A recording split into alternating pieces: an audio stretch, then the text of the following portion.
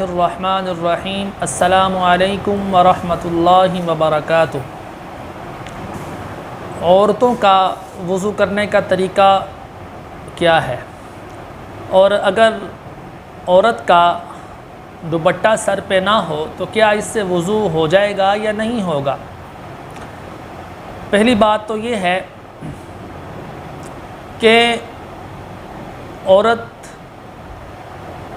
جب وضو کرتی ہے تو بعض خواتین کے ذہن میں یہ خیال ہوتا ہے کہ پتہ نہیں جو وضو ہے وہ مردوں کے لیے اور طریقہ ہے، عورتوں کے لیے اور طریقہ ہے۔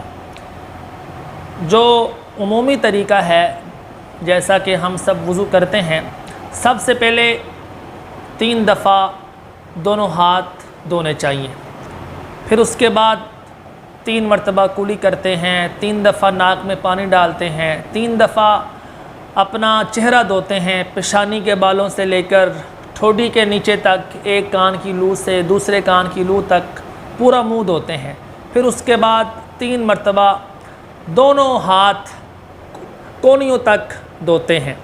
اسی طرح اس کے بعد ہم سر کا مسح کرتے ہیں، پھر اس کے بعد دونوں پاؤں ٹخنوں سمیت 3 دفعہ دھوئے جاتے ہیں۔ تو ایسے ہی عورتوں کا طریقہ ہے۔ تو یہ جو خیال ہے بعض خواتین کے ذہنوں میں کہ پتہ نہیں عورتوں کا طریقہ الگ ہے، مردوں کا الگ ہے، تو میری بہنوں سے گزارش یہ ہے کہ ایسا نہیں ہے۔ اور دوسرا یہ ہے کہ اگر عورت دوپٹہ اتار کر، سر سے دوپٹہ اترا ہوا ہے، وہ وضو کر لیتی ہے تو اس کا وضو ہوگا یا نہیں ہوگا؟ تو میری بہنوں سے گزارش یہ ہے کہ ان کا وضو ہو جائے گا۔